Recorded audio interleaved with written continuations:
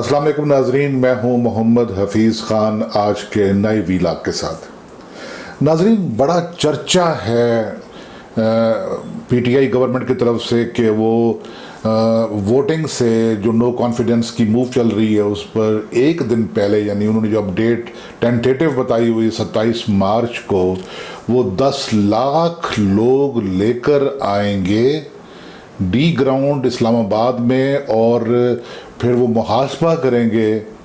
उन लोगों का जो पीटीआई के मेंबर कौमी असम्बली हैं और वो वोट देने जा रहे हैं हिज़्ब मुखालिफ को या हिज़्ब इख्तिलाफ की जमातों को, और वो नो कॉन्फिडेंस करने जा रहे हैं इमरान खान साहब के ख़िलाफ़। मैंने गूगल में देखा कि इस्लामाबाद शहर की आबादी कितनी है। मुझे मालूम हुआ कि आज से एक साल पहले इस्लामाबाद की आबादी 10,15,000 थी, और इस साल का जो तखमीना है वो ये है कि इस्लामाबाद की आबादी अब तकरीबन 11 लाख हो चुकी है। आप तसव्वुर कीजिए कि इस्लामाबाद शहर पूरा का पूरा 11 लाख है, और पूरे पाकिस्तान में कॉल दे दी गई है कि 10 लाख लोग डी ग्राउंड में जमा हों। डी ग्राउंड वो जगह है जो ऐवान सदर कौमी असम्बली और सेनेट की बिल्डिंग के सामने है। उसके एक तरफ सेक्रेटेरिएट है पाकिस्तान का, कौमी सेक्रेटेरिएट, और उसके एक जानिब सुप्रीम कोर्ट ऑफ पाकिस्तान है, वज़ीर आज़म हाउस है, और तमाम वो सेंसिटिव बिल्डिंग हैं। और फिर उसके साथ ही वो एरिया है कि जहाँ दूसरे मुल्कों के सफ़ीर हजरात, जिसे कहते हैं कि इनक्लेव है उनका, वो वहाँ रहते हैं। डिप्लोमेटिक इनक्लेव की बात मैं कर रहा हूँ। वहाँ पर दूसरी बहुत ही सेंसिटिव बिल्डिंग है, वज़ारत ख़ारिजा की इमारत भी है। तो डी ग्राउंड जो जगह है वहाँ अगर 5,000 लोग भी आ जाएं तो वहाँ तिल धरने को जगह नहीं रहती। तो 10 लाख की आबादी के शहर में 10 लाख लोगों को बुला लेना और वोटिंग से सिर्फ एक दिन पहले वहाँ जलसा करना, इसके बारे में मैं आपकी राय जानना चाहता हूँ कि क्या व्यू है।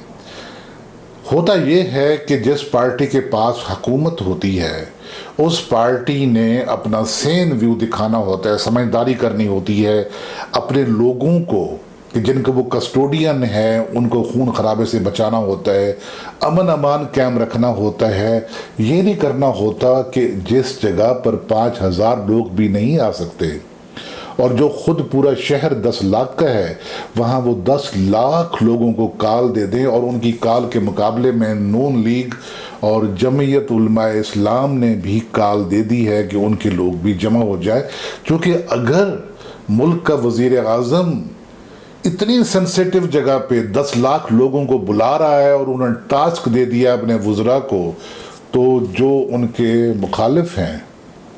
वो कैसे पीछे रह सकते हैं। और फिर जो सिचुएशन बनेगी, और फिर जिस तरीके से आज कियानी साहब ने एक धमकी लगाई है कि हम देखेंगे कि कैसे लोग जाते हैं उनको वोट डालने के लिए और फिर कैसे अपने कदमों पे वो वापस आते हैं।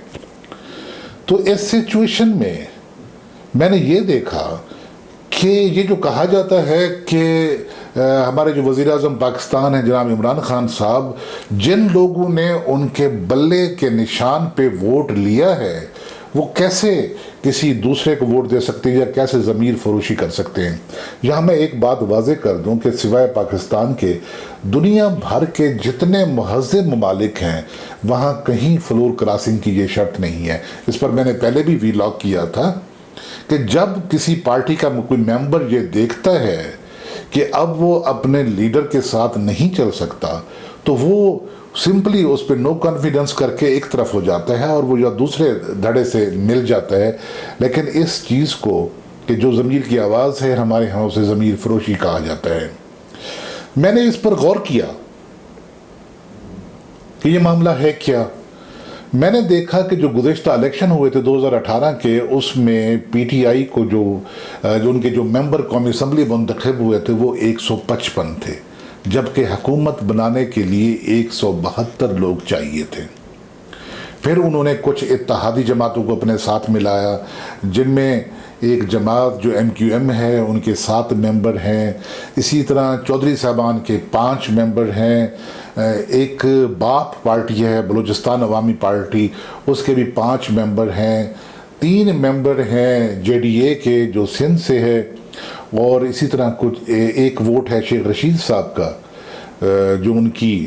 پارٹی ہے، اس میں سے وہ اکیلے منتخب ہوئے ہیں، اور ایک آزاد ممبر ہیں۔ اس طرح سب یہ ملا کر 172 بنتے ہیں۔ لیکن آپ ذرا وہ منظرنامہ یاد کیجئے 2018 کے الیکشن سے پہلے، جب ہمارے وزیر اعظم صاحب کو یہ کہا گیا تھا کہ آپ نے دوسری پارٹیوں کے وہ جو بکاؤ مال ہیں، جو ضمیر فروش لوگ ہیں، جو ہر دفعہ پارٹی بدلتے رہتے ہیں، آپ انہیں اپنے ساتھ کیوں ملا رہے ہیں؟ تو انہوں نے کہا تھا کہ یہ الیکٹیبل لوگ ہیں، یہ جہاں بھی ہوں گے یہ اپنے قدموں پہ ووٹ لیتے ہیں، اور الیکٹیبلز کو ساتھ ملائے بغیر کوئی بھی الیکشن جیت کر حکومت بنانا ناممکن ہے۔ پھر جہاں ان کا ساتھ دیا تھا ترین صاحب نے، جہانگیر ترین صاحب نے،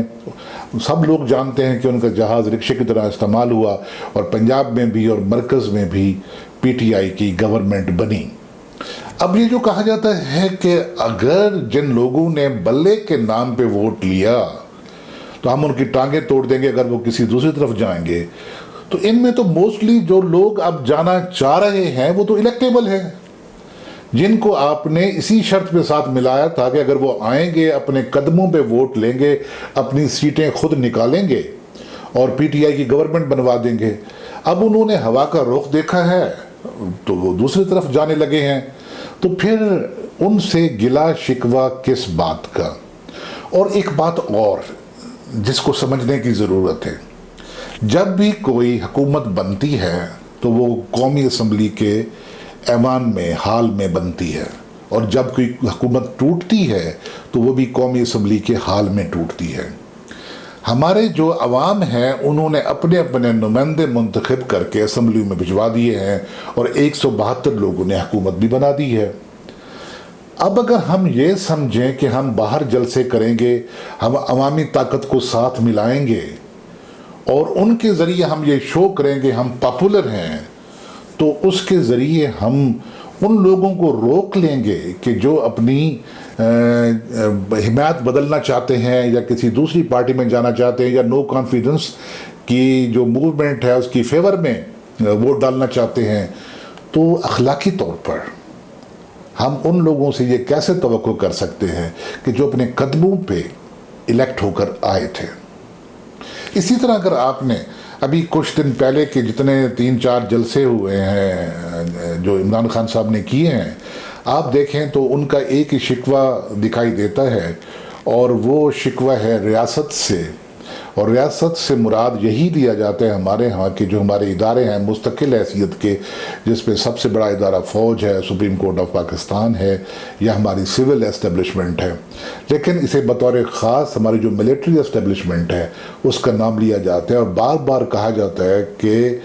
ایسے میں جب کہ ضمیر فروشی ہو رہی ہے تو اسٹیٹ یا ریاست اپنا جو فرض ہے، فرض منصبی ہے، وہ ادا کیوں نہیں کرتی؟ الیکشن کمیشن سامنے کیوں نہیں آتا؟ تو ہماری ریاست ہو، ریاست کے ادارے ہوں، الیکشن کمیشن آف پاکستان ہوں، چاہے اسپیکر قومی اسمبلی ہوں، یہ تمام آئین کے پابند ہیں۔ آئین میں یہ لکھا گیا ہے کہ اسپیکر قومی اسمبلی نہ تو کسی کو ایوان میں آنے سے روک سکتا ہے، نہ کسی کو ووٹ دینے سے روک سکتا ہے، نہ اگر کسی نے ووٹ خلاف دیا ہے تو اس کے ووٹ کو کاؤنٹ کرنے سے اجتناب کر سکتا ہے، اور اسی طرح وہ اس کو ڈی نوٹیفائی بھی نہیں کر سکتا۔ ڈی نوٹیفائی تو الیکشن کمیشن آف پاکستان نے کرنا ہوتا ہے جب کیس ان کے پاس جاتا ہے اور یا بھیجا جاتا ہے۔ تو شکوہ میں جو دیکھتا ہوں، شکوہ ابھی تک اگر جو کل کا جلسہ تھا ان کا حافظ آباد کا، جس میں کہا گیا کہ انہوں نے بہت اچھے طریقے سے کنیکٹ کیا ہے اور بڑی شستہ زبان بولی ہے، اور انہوں نے جو جس طریقے سے وہ نام بگاڑ کر لیتے تھے ویسے نہیں لیے، تو اس کے باوجود میں دیکھتا ہوں کہ ان کا شکوہ ریاست سے ابھی تک موجود ہے کہ ریاست نیوٹرل کیوں نہیں ہے۔ کبھی وہ نیوٹرل لوگوں کو جانور کہتے ہیں، کبھی وہ نیوٹرل لوگوں کو برا بھلا کہتے ہیں، اور کبھی خود نیوٹرل امپائر کی بات کرتے ہیں، لیکن اب وہ یہ تقاضا کر رہے ہیں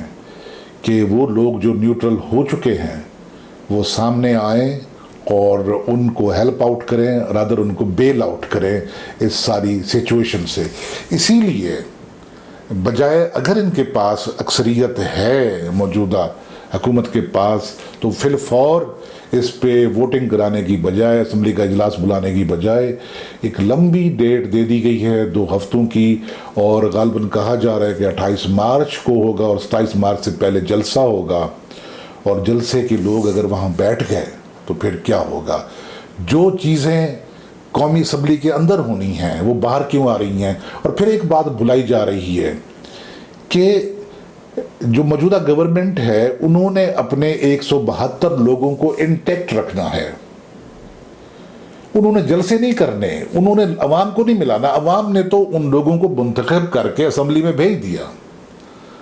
اب یہ نہیں ہو سکتا کہ 3 لاکھ لوگ اگر ایک ایم این اے کو منتخب کرتے ہیں، 2.5 لاکھ منتخب کرتے ہیں، تو وہ 2.5-3 لاکھ لوگ اسمبلی میں آ جائیں۔ انتخاب کیوں ہوتے ہیں؟ کہ 2.5-3 لاکھ لوگوں کی آواز ایک شخص بنتا ہے، تو ایک شخص تو اسمبلی میں موجود ہے تمام کانسٹیچوئنسیز کا۔ تو آپ بجائے اپنے اتحادیوں کو قابو میں رکھنے کے، آپ اپنے لوگوں کو قابو میں رکھنے کے، آپ یہ کہہ رہے ہیں کہ آپ جلسوں کے ذریعے یا عدم استحکام پیدا کر کے یا لا اینڈ آرڈر کی سچویشن پیدا کر کے یا لوگوں کو ڈرا دھمکا کر کچھ اس قسم کی سچویشن بنے گی، تو پھر بہت مسئلہ ہو سکتا ہے۔ آپ نے یہ بھی دیکھا ہوگا کہ کل انہوں نے ایک بات کی تھی جس کا آج بڑا چرچہ رہا کہ میں قوم بنانے کے لیے آیا تھا اقتدار میں آلو اور ٹماٹر کا ریٹ دیکھنے کے لیے نہیں آیا تھا، جانچنے کے لیے نہیں آیا تھا۔ حالانکہ جو حکومتیں ہوتی ہیں وہ اپنی معیشت کو مضبوط کرتی ہیں اور آلو ٹماٹر کو ہی سستا کرتی ہیں کہ وہ غریب لوگوں کی پہنچ تک رہے۔ قومیں ان کے اپنے مزاج سے بنتی ہیں، ان کے اخلاق سے بنتی ہیں، اور قوموں کا جو بنانے کا عمل ہے وہ 1 دن یا 5 سال کا نہیں ہوتا، وہ ایک طویل عمل ہوتا ہے کہ جس میں قومیں بنائی جاتی ہیں۔ ہوتا کیا ہے، جب بھی کوئی شخص اقتدار میں آتا ہے تو اس کے گرد جو جینون لوگ ہوتے ہیں ان کو کسی نہ کسی طور پر دھکیل کر کچھ ایسے لوگ آ جاتے ہیں جو یہ باور کرا دیتے ہیں حکمران کو کہ آپ کو تو کسی خاص مقصد کے لیے، کسی بہت بڑے کام کے لیے زمین پر بھیجا گیا ہے، اور آپ کو یہ جو منصب ودیعت کیا گیا ہے یہ منصب کا تقاضا ہے، آپ یہ آلو ٹماٹر کے لیے نہیں آئے ہوئے، آپ کسی بہت بڑے کام کے لیے آئے ہیں۔ اور یہی وہ عمل ہوتا ہے جو حکمرانوں کو اپنے عوام سے دور کرنا شروع کر دیتا ہے۔ تو پھر وہ جو عوام کے منتخب نمائندے ہیں جنہوں نے ان پر کانفیڈنس کا ووٹ کر کے انہیں وزیر اعظم بنایا ہوتا ہے، ان سے وہ دور ہوتے چلے جاتے ہیں، اور پھر سچویشن یہی بنتی ہے۔ تو ناظرین، یہ تھا ہمارا آج کا ویلاگ۔ یہ کیسا لگا، اچھا لگا ہو تو آپ دوستوں کے ساتھ شیئر کیجیے گا، اور ٹوڈے ود حفیظ خان کو اگر آپ نے ابھی تک اس کو سبسکرائب نہیں کیا سبسکرائب کیجیے، اور بیل آئیکن کو پریس کر دیا کریں تاکہ آنے والے ویلاگ خود بخود آپ تک پہنچتے رہیں۔ آپ اجازت دیجیے، فی امان اللہ۔